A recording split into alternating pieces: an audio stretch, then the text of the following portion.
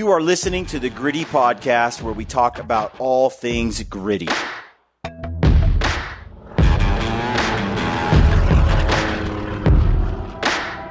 Welcome to the Gritty Podcast. I am your host, Brian Call. My co-host here is Brad Hunt. And today, our guest on the podcast is Jeremiah Plyer. He is the owner of Wilde Arrow Archery in Centerville, Utah. He's the Wilde Arrow is the bow shop that we use for everything. Yeah.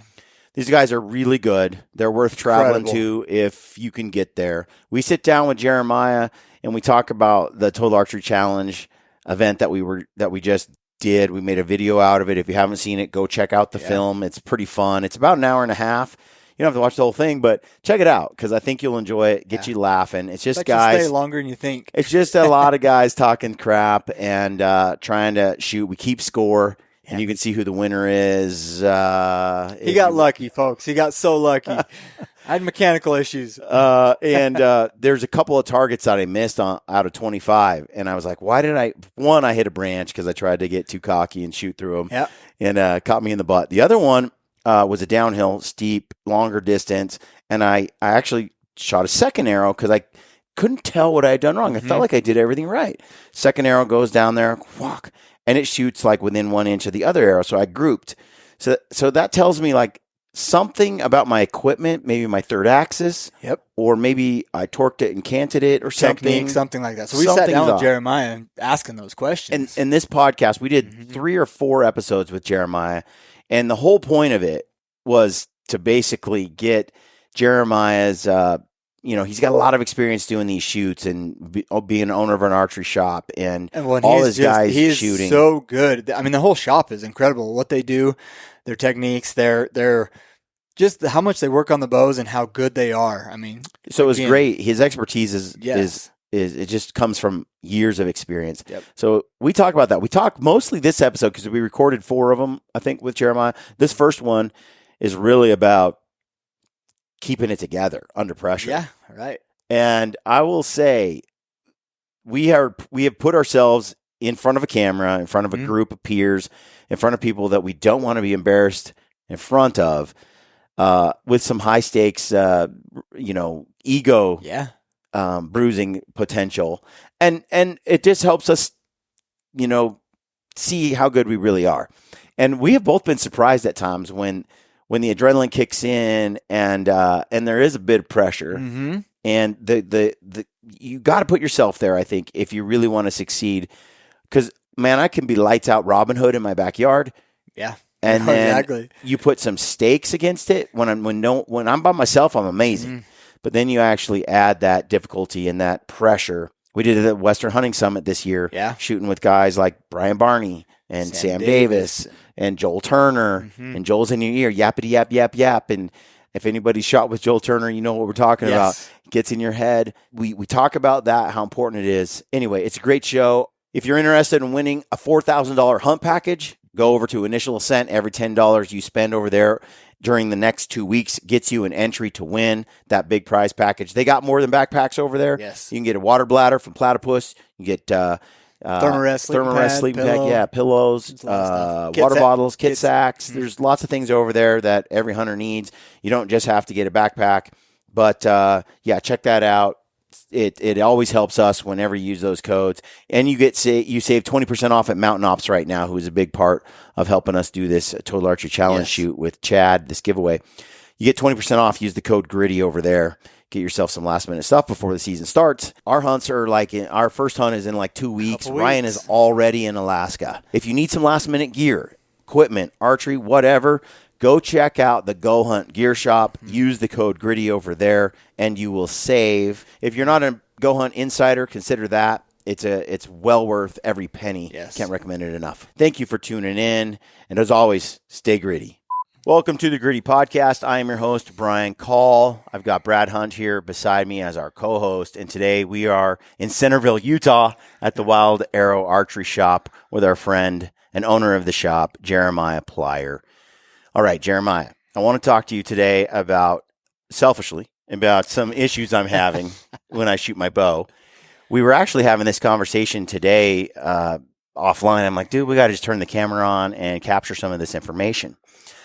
So Brad and I just returned from shooting at the Total Archery Challenge. We recorded the whole thing. Folks, if you're listening and you want to see me beat Brad in an archery shoot on a mountain, you check out that video. I think it's like an hour and a half. It's not done yet at this time of this recording, but it will be when this podcast drops.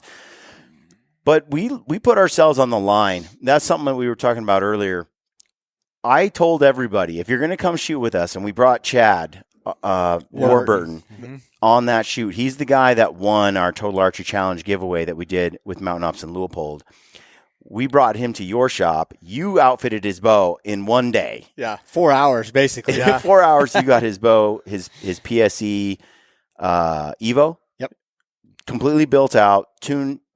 You got the arrows, you got everything dialed, and you got the sight tape on, and the sight tape was right. Like you guessed. So this is no joke. Like we went to go shoot after we put the sight tape on, but this massive storm came in. So we couldn't even go shoot to sight in his bow. So we show up there at 6 o'clock that morning to shoot. Did not have to touch the sight tape. Yep. That doesn't always happen. Impressive. So we got pretty lucky. Impressive. You basically sighted in the 20-yard here at the shop, and then off of that, you looked at some feet per second, and you did your best magic estimate, and it was right on. You're nice. Like, we had Cody there just in case from the shop to tweak it and get us some sight tapes because you guys were up there at the we had a booth, which was nice. So, and but anyway, he got it dialed. So it was myself, and it was Chad, and it was Brad, and it was Jake Powers from Mountain Ops, and we had Greg Ritz with us, Hunt Masters TV, and we all went and shot, and I told them ahead of time, we're gonna score this thing in terms of did you kill the animal or not. Right. And what I like to do is when I do a 3D shoot like the TAC, especially when I'm getting this close to archery season, I just want to step up, look at the target, and go, okay, what would kill it? Aim for a kill shot and see where it lands. Yep. And keep track. And if I can go through a 25 target course and I can hit all 25 targets and their kill shot at all these different ranges, angles, height, up, down, wind, the whole thing, your nerves, people watching, the whole thing. Then I have a lot of confidence going into the season that I'm pretty much ready for most scenarios. Right. The other thing that I wanted to make sure that we all went through was I don't want to just go and shoot. I want you to see us wet the bed. I want that pressure. I want the humiliation. As we go through the event, anytime someone fails, I am there to mock the hell out of them. And I want that in return. Yeah. So, I mean, as soon as if Brad has an excuse for why he missed, I am going to just rail on it. And I feel like everyone kind of got that prep ahead of time. Hopefully no one got their feelings hurt. But I feel like without that pressure, when an elk or a deer or a hunting situation steps up, you think you're ready, but you're not. Yeah, 100%. And we talked about this because tell your story about how you've been on some shoots where, and even yourself, where you think you're dialed. Yep. Yeah, I mean, through all the years doing this, like I've had times where I was telling you earlier, like I had a bow one year, I was shooting groups to 110 yards. My confidence was through the roof. And I go to a 3D shoot, and there's a 45-yard shot on a mountain goat, and I can't make it. And you want to talk about walking off the mountain or the course so deflated, going, how can I go from shooting groups to 110 to now a 45-yard shot? It's not working. Yeah. And you know that there are a lot of guys that were shooting at their house every day. Yep. That did what you just did, out to 110. They are dialed. Yep. They showed up at TAC. And they got squashed. They broke all their arrows. Yeah. That's dejecting. That's frustrating. And then they go home and they're hitting again. Yep. So describe like what's going on in that situation for those guys that are it's a combination of things, right? There's tell me about it. So many factors there. So, I've tried to explain to guys for years, there's a big difference from practice to training. And practice is what you're doing at home or coming in here in the range. So that's practice, which is important. Like there's some things that you got to learn about yourself and your equipment during practice. But going out and being in a different environment, shooting around people you don't know, shooting on film, it's different, right? And so learning how to put yourself in those pressure situations, go, how did I react to this? Like, did I have the same result, on the mountain shooting with you guys versus shooting in my backyard, right? There's usually a big disconnect there for a lot of guys. So, but yeah, there's several factors you got to look at and go, how did I sight my bow? And when I was practicing, like maybe I thought I was doing it the right way, but then you get up on the mountain and realize I wasn't. There's a disconnect from those two different, shoots. So I was gonna say most people too, when they practice, 90% of their practicing is flat, level ground, easy, nice footing and stuff. When you get the variations, same target. Yeah. Sometimes it's the same range, 40 yards. Yep. Or 80 yards because their yard is limited to a certain range. I can shoot 30-5 in my backyard, and they just constantly shoot 35. So. Especially with a sliding sight. Yeah. By the way, or a single, like if you have a slider, a 3-pin slider or a 5-pin slider or something, I think those are recipes for disaster on hunting bows. Unless you practice this, you can easily get in the habit of not dialing. If you shoot 3 days in a row at 40 yards, at your house, or you just shoot tons and tons of arrows at a certain range, and then you step back and you shoot around at like 70 and you dial, and then you come back the next morning, you don't practice dialing all the time. Mm-hmm. I've done this where I come back and I think I'm over this mistake. No, I come back and it's like I shoot 40 and now I've missed again because I forgot to dial from the day before, because I've shot because your practice becomes your reality. It becomes what you do all the time. And if you are never dialing and dialing back on a constant basis, then you tend to forget that step sometimes. For sure. I wanted to back up. So when we were at the TAC, when you watch the video, I had 2 misses out of 25 targets.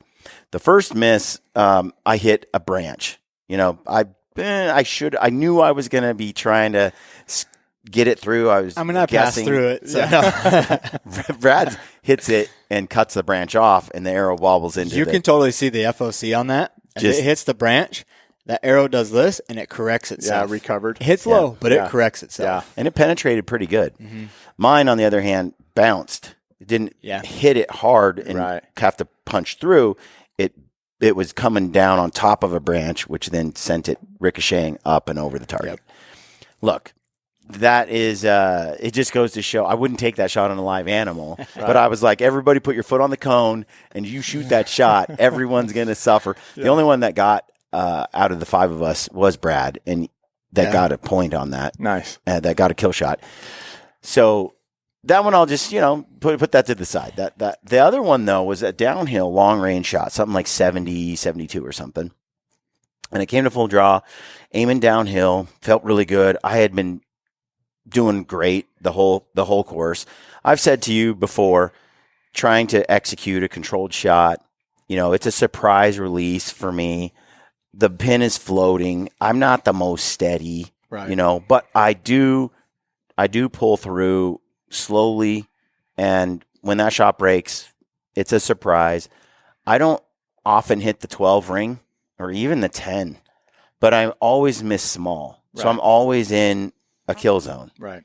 And so I try not to get too caught up in the fact that, I'm not hitting 12, 12, 10, 10, 10, Hey, if every shot I took, which was pretty much on this course, is in a kill zone, then I'm going to live with that, because the controlled shot allows me to not miss, allows me so I miss small.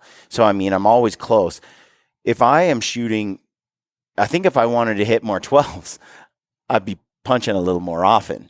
Yeah. And I don't want that habit, though. I can punch, and I do. Brad and I will practice. I'll do like 30 burpees. I'll sprint. I'll come back. I'll be dead dog tired. I'll come to full draw, heaving.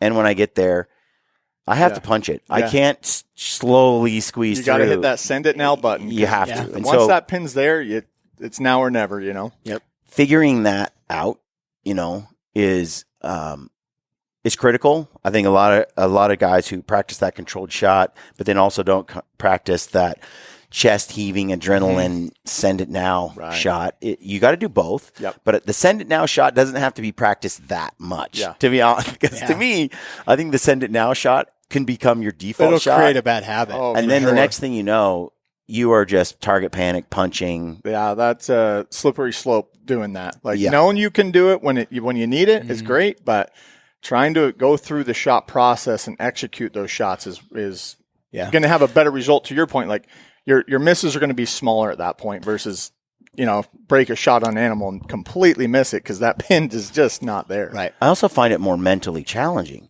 because when, like I told you, so yesterday, Brad and I filmed giveaways, the winners for the giveaways. And we had, we narrowed it down to a final 4. And we did 2 shootouts. And it was the best of 3 arrows at 75 yards. An 8 by 11 sheet of paper with 4 quadrants on it. We're shooting it.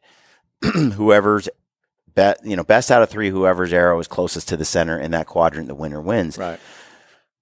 We came to that target cold. I wanted the pressure. I'm filming it. Mm-hmm. It's one time. We had the 4 winners. We picked them. We put them on the paper. We set it on there. We set up, and I'm not going to let Brad. If he hits the dirt, he has to own it. Yeah, and same for me. Like, this is time to embarrass ourselves. I want this kind of pressure. So we set up. I go to full draw. He goes first, and he did put one in the dirt, which gave me so much glee. And it's like the shot and everything looks so pretty. Yeah. Like everything is there, but it's just like this much low. Yeah. And I step up, and I didn't shoot too great either. They're mostly all in the paper. And then we did the second one, same thing. I think we were 3 for 3. We were 3 for 3 on the second one. Yeah. At least in the warmed up a little bit. At least in the 8 by sheet. Hey, my very first shot was a kill shot. Like, it was a money shot. The thing is that what that did though is, and people that are watching, when they watch that video, we didn't sit there and shoot, 7 rounds and get warmed up before. It was early in the morning. I'm like, Brad, as soon as you get here, we shoot. We got other things to do. I could make myself look better online if I just was, because the day before I was putting 10 for 10 in this little basketball or smaller, like volleyball size kill zone at 80 yards. And I'm like, sweet. Next day I come up cold, camera rolling, adrenaline going, ego's on the line. Everyone's going to see whether you complete all of a sudden. I'll tell you. And I stepped up the whole time leading up to that. I was like, I'm going to dominate. See, and I had the same mentality too. And as soon as that camera went like this, everything fell apart, dude. I mean, no joke. It felt like I was on a 200-inch mule deer with my bow. Yeah. Like, and the adrenaline, I'm sweating, and like I was like shaking. I knew the second it hit me, like I was mad at myself that it even hits me at all. Yeah. But the truth is that's the difference between. That's why we do this. It's because the moment of pressure is where I want to perform, and so. In that moment where that adrenaline comes and I'm like, dang it, I'm nervous. And as soon as the pin is not sticking like it has been, like yesterday. And so it's like floating. And now the mental game begins, because what I want to do, because I'm shaking so bad, is I want to put that pin on there and I just want to send it. Yeah. Time it and send it. Just mentally collapse. Just go. Yep. And fighting through the float and going, just trust that, just execute the release, keep it near, let that thing dance around the target, and just keep squeezing that release, holding the best you can, and minimize the float best you can, but accept it and pull through is so mentally challenging because I'm trying to time it when the pin's right where I want it. And my mind is saying, do it, do it. Pull the trigger. And I'm sitting there going, no, just let it float. And as I pull through, squeeze that shot off, that pin is doing this. And when the shot breaks, it misses small. Even though I felt like it was going to miss huge. Yeah. Because I think by the time I recognize that pin is off in the upper right quadrant, it's already making its way back to the center and back. It's always constantly being corrected faster than I can punch it. And so I find I miss smaller. Now, I did get nervous on one little spot, and I was like, the shot needs to go, and I felt real steady, and I punched it. Mike Tyson would have been proud. Yeah. And there are times where at the very bottom of the pull, just at the very last second, there are times where sometimes, like in that situation, I recruited the nerves, steadied, punched it. Yep. And it was one of my best shots.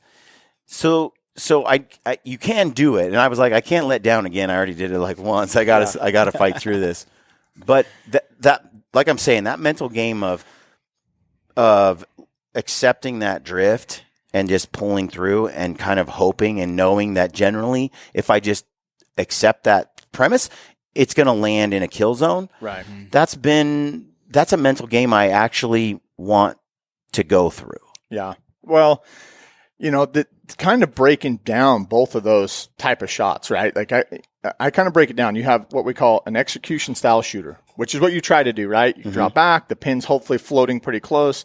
You're slowly going through the process, and you want that surprise break.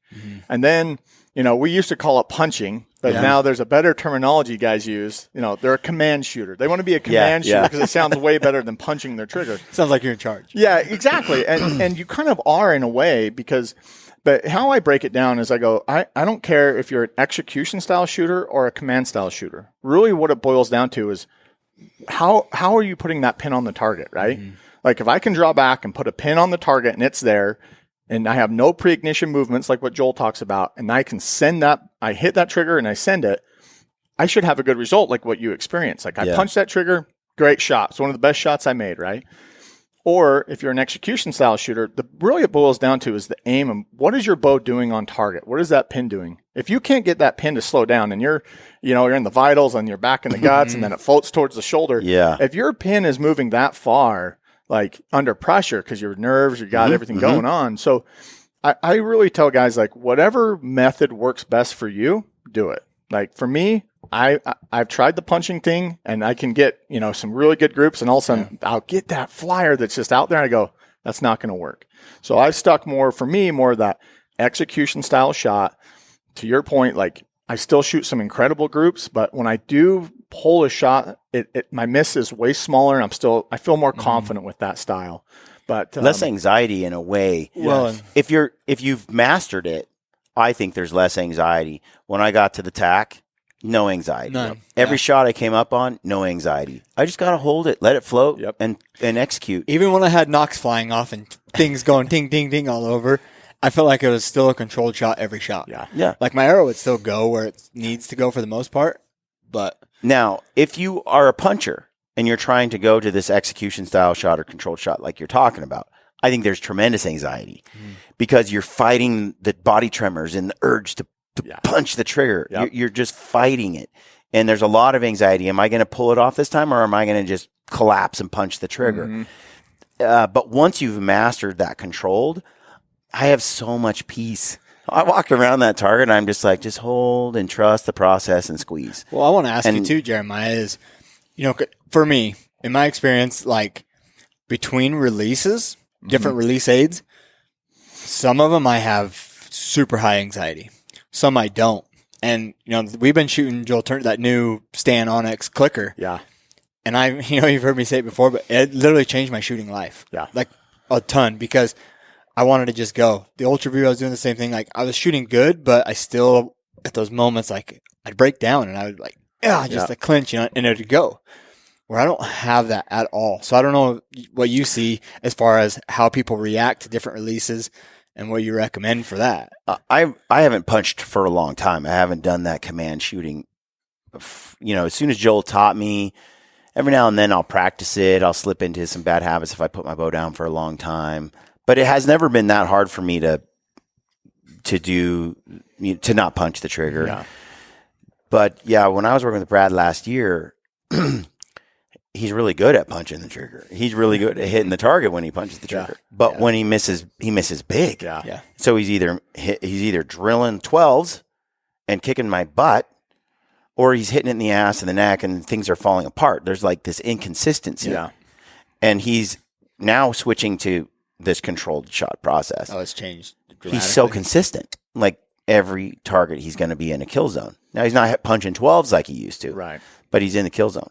Now, my thing is, I think years of shooting this way for Brad, there is this temptation to go right back to the old habits. Yeah, well, it's habits. Like, for how many years did you shoot like that? Oh, since I was 13 years old, and I killed my first elk. And how many thousands of arrows did you shoot that way? Right. Exactly. So when you made the decision, go, hey, I'm going to switch to this new release. I'm going to learn how to execute it the way it's designed to, slow down the process, right. Go through that.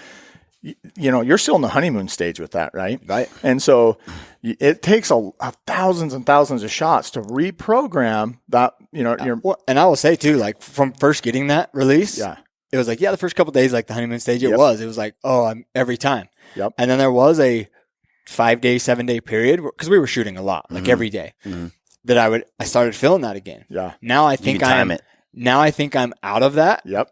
And it feels like it's so relieving. You get that new release. Just stress free. Yeah. First couple of days, you're like, this is great. I've never shot this good. Yep. And then your brain goes, hey, I just figured this out again. And you're right back where you were. Yeah. And I've been that way with this Onyx clicker. Yeah. Like it figured out where the click is and where the punch is. And it's like, it's very easy to get right back into just punching it.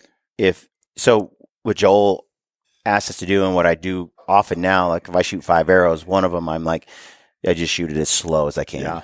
Slow as long as I'm still putting all that. I never stop the shot and just sit there. Like I'm executing, but I'm executing at such a slow process. Yep. You can stop it, start it. And it's so interesting. After, Joel came out with a shot IQ and I listened to it, I'm like, I figured out what he's talking about, but I had a hard time explaining that, right? And so because he's the way his process works, he said it, it's like, these are the steps. I go, I had figured that out in a way, but it took me a lot of years of trial and error to get to that stage. Yeah. And now that he has that, the Turner method out there and the shot IQ system, it's so nice for me that when I'm working with customers, because I have guys that come in here and I literally have had this happen where guys come in, they want to buy a new bow, new rest, they want a $3,000 setup. And we walk to the counter and he goes, oh, by the way, I have target panic. And I go, okay, stop right here. I don't want to sell you any of this gear. Right. It's not going to solve your problem, right? Until you can learn how to shoot a bow properly. Once you've got to that level, like where you guys are at, I could put probably the most basic entry-level equipment in your hand, and you're still going to go out and shoot it really well. And so I tell guys all the time, I'm like, look, having new equipment, good tools, you got to have good tools to do the job, right? And that's what equipment is to me. But until you've learned the proper way to shoot a bow, go through the shot process, once you've mastered that and figured it out, like it doesn't matter really what you put in your hand, but you want those higher end tools like a nice bow and rest because it's easier to get the job done with it. But if you're struggling with target panic, it's a confidence booster too. Yeah, I mean it's all that stuff. So.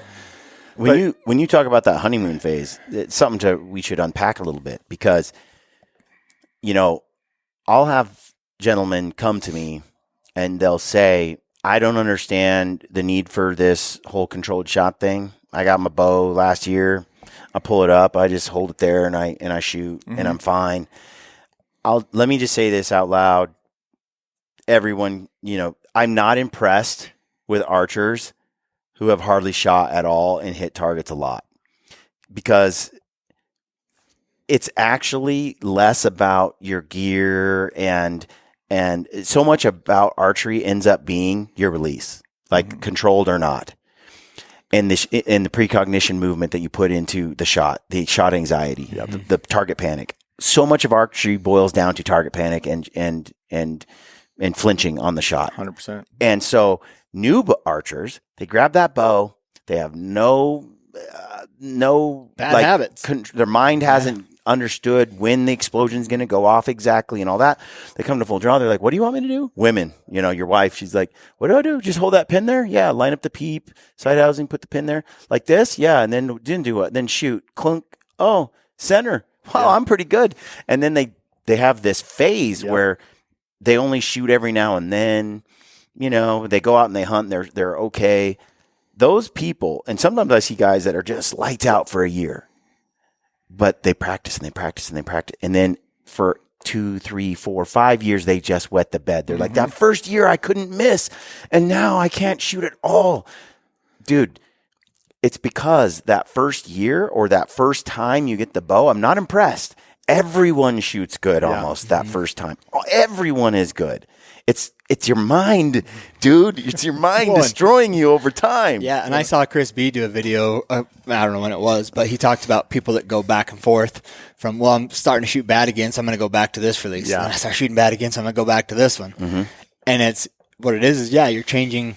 the release aid, but what you're doing is you're using it in a different way until you hit that target panic mode again, you know? So, I got to switch back to the other one to change it up. Sometimes the more I shoot, all of a sudden the worse I start shooting.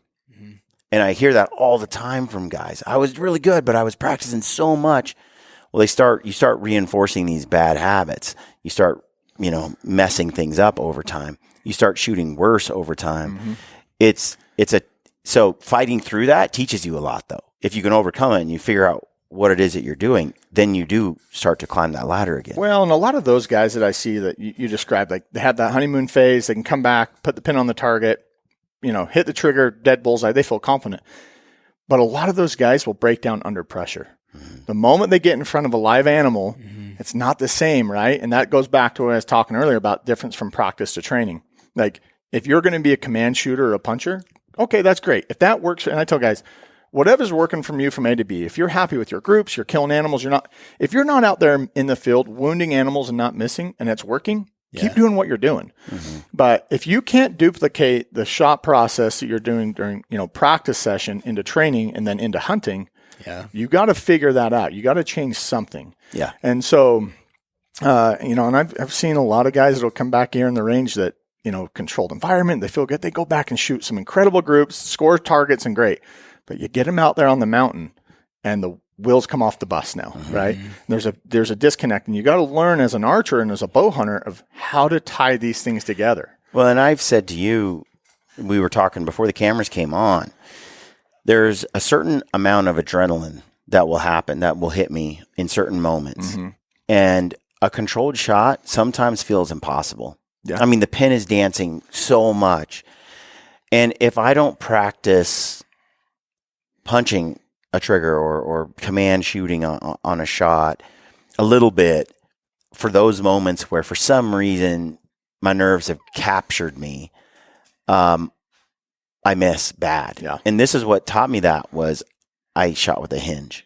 And I used that hinge and I could kill anything with that hinge. I could shoot targets like 120-yard shots with the hinge. I was crushing with the hinge for a while. And I went on and did some hunts, and I killed 3 animals in a row, 1, 2, 3, with a hinge. And I was like, I'll never hunt with anything else. I'll never shoot with anything else. Yeah. Okay. And each of those animals, it happened to be the situation where it was just sitting there. I had time. I felt confident. Came to full draw. I even let down, was like, okay, calm down, get it back. Okay, now, boom, come back. Took my time. Shot was perfect. No anxiety because I know it's going to hit every time if I can just let the pin float and execute. Minimal hand movement, everything's perfect. Then I did hunts where the animal walks out at 30 yards and it looks right at me and I got a hinge and it walks again and it looks right at me and I'm like, trying to stop. And then I'm trying to get it to go off. It won't go. And it won't go and it won't go. Yep. And then my hand turned into the iron grip, and I would execute that release by relaxing my fingers a little bit. I couldn't get them to relax. Yeah. My adrenaline did this. I had lost all fine motor skills. If I had to thread through a needle, I'd be dead. And so I'm sitting there and I'm like, ugh, and then it's just everywhere, off target, and I'm like trying to stable it, and I'm like, okay, and then wham, and it misses by a foot. Yep. All on video for the world to see. A couple of times. This happened to me 3 times in a row. Now I went from like hyper success with a hinge to hyper failure with a hinge. Yeah. And I walked away from that going, there are times when I have so much adrenaline that this whole let it float and just slowly execute isn't going to work. Yeah. It won't work. Yeah. It's funny because I went through pretty much the same thing with me for bow hunting. I remember this is 20 plus years ago when I shot my first hinge. I picked it up. My buddy had one. Drew it back and I shot it and I'm like, you can have it back. Like, here's this. I do not like, because I didn't realize the amount of anxiety that I had with shooting a release style that way. Well, a couple months later, I thought, you know what? The best archers in the world are shooting a hinge. Yeah. I want to know how to do it. So I picked one up, and I'll tell you what it did for me, my shooting confidence was, it took me to another level, a level that I didn't realize I could get to, To your point, I'm like, I'm going out and shooting groups at 110 yards. And I'm like, oh, that's pretty dang. I was impressed with myself, right? Yeah. And, for years, I have now hunted with a hinge. And one of the big moments for me when I finally made the decision to hunt with it was watching Levi Morgan. I watched him on a film. and he has a hinge and he draws back and I hear him click and I'm like, he's shooting a hinge. And all of a sudden he smokes this whitetail at like 60 yards. And I go, okay, if Levi can do it, I can do it. So I switched over and started hunting with a hinge. And to your point, I had some great success. Some of the best shots I've ever made in the field on an animal has been with that release. And, but I've learned through the years exactly the same experience you had is now I switched over to hunting elk. And that wasn't working for me, and certain species or the rut, whitetails running underneath your stand. It's like, dude, now a grazing bull elk in a field at 70 yards where I had like 10 minutes to calm down before I took the shot was easy. Yeah. So what I did for me and what I've switched to now is I run multiple releases when I'm in the field now. And the other side of that too is, with releases, my motto is 1 is none, 2 is 1. Mm-hmm. I've lost too many. I broke them on hunts. I've ruined some hunts over a release aid, right? So how I broke it down for me is when I'm hunting elk, I'm actually running a thumb button. I prefer it. If I got tight windows in timber, like, come in, the bull stops and goes, I've got a foot window to his vitals, and he's not going to stay there very long. I got to draw, put that pin on, and send it. Let it roll. And most of the time, most of the elk, they're a bigger kill zone, shorter distance. Even if I punch that a little bit, I'm still putting it through the vitals, no big deal.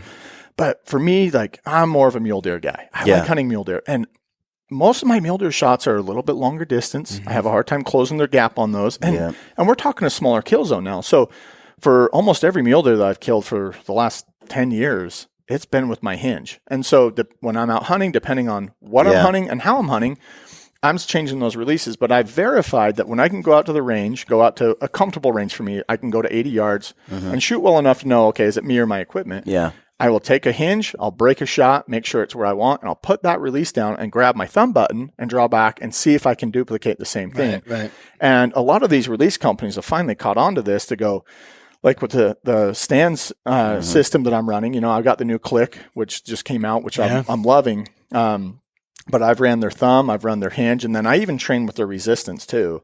That all 4 of those releases serve a purpose for me because depending on where I'm at and shooting and what I need to accomplish, if I'm shooting soft shots, a lot of guys are a soft shooter nowadays, and the let off in these bows are causing it. I'm not a fan of high let off personally. I like the low let off. So, but to that point, what I like about the stand is going, okay, if I'm out hunting elk, I can switch to my thumb button if need be. Yeah. If I'm going to shoot at a mule deer, I can grab my hinge. And that new click is a really cool hybrid of both. It kind of sits in the middle. And, but once I've learned how to execute with those, man, the end result downrange, I feel pretty confident with, Same for me. I did the same thing where I brought a hinge, and if the shot called for shooting with a hinge, longer range, just had to let it float, and I had time, and I was fairly calm, I'd rather use a hinge all day long. Me too. And there's no wind. But then in the situations where it's different, I wanted that thumb button. So I have done the same thing. And most of the time, my hinge and my thumb button would shoot to the same spot. For a while there, I had to knock to it, and then I used the hinge release as well, and they pretty much anchored the same. So I could just interchange them, which is really nice to have both options, especially if you like shooting with a hinge. Well, what I thought for years is, I was running all these different releases from different companies, but if the head length changed a little bit, or I wanted to feel 100% that they were both identical. And so, the fact that Stan's finally done that, I mean, I've been yelling at companies to do that for years, a long time going, hey, I love this hinge. I shoot it really well, but I could never find a thumb button that felt quite the same. It was off just enough to bother me. And I was still getting a good result, but it was just one of those things I'm like, why can't I mirror these together, And so in that stand, they're the same thing. Yep. Which again, I'll have to try that hinge. I like archery, so I just like to play around anyway. And one thing about shooting a hinge, and I've wanted this to exist for a long time, a training aid, like especially for a guy for the first time. There's probably some liability reason this doesn't happen, but I would love it if a guy drew his bow back, but his buddy controlled when it went off. Yeah.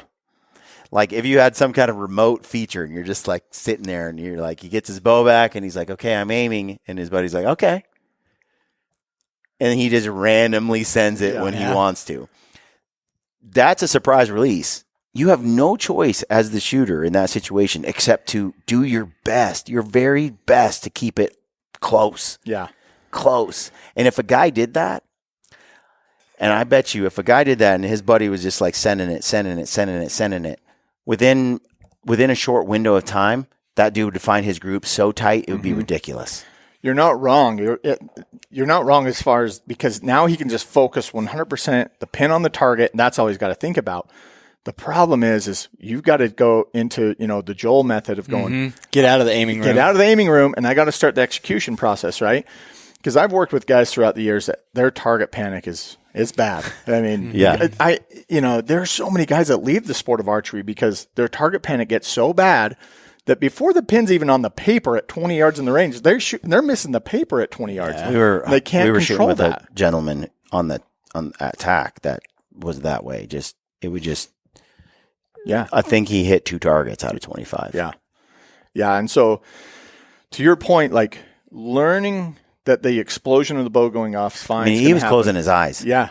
Yeah. Oh, for some of the customers that I've worked with throughout, there's some guys that are in just really bad shape. And I've even known professional archers that literally have to take a year off of shooting because of target panic's gone so bad. Right. And so, So interesting. For guys that are getting into the sport and the stroke, like don't feel bad. Like some of the top level best shooters in the world have went through that before, and it's knowing what steps to take to fix it and work through it. Once you start opening that Pandora's box or that snowball effect of that punching, man, it can be a slippery slope. But I do feel like there's certain release aids out there that will help you fight through that process. But I have guys come in all the time that want to try this release or that release, and I go, look, like I want you to switch to this because I know the end result is going to be here, but they don't give it enough time before they want to revert back to what was working, because they'll try it for the first couple, 3 or 4 days and then come back and go, this isn't working. My group suck with it. Yeah. And I go, it's not going to be an instant cure. For all the years that you've done it wrong, thousands and thousands of shots, give it 3 days, like you've got to commit to this. I can 100% attest to that because like you said, when I was in my, what'd you call it? Not punch stage, but your command shooting. Yeah. When I was command shooting, I was like boom, boom, boom, boom, and then I'd have one way over here. And then when I went to the Turner method, and that surprise break release, I went like this. But then as I continued to shoot like that, it went. Shrunk down. way smaller. And there's still times that you kind of fall back in, but once you take control and you actually really follow through with that. Massive results. This is not where I wanted this conversation to go, actually. I had a whole different set of plans. Yeah. One is arrows, helical, some of that stuff. I want to talk to you a little bit about that. Okay. And the other one was my personal errors I made on the court, downhill, uphill. Yeah. I want to get into that third axis. Okay. But let's record another show for that. Folks, if you're listening, thanks for tuning in. Check out Wilde Arrow Archery Shop when you get a chance down here in Centerville, Utah. Awesome guys. They know what they're doing. And we'll catch you on the next episode. Stay gritty.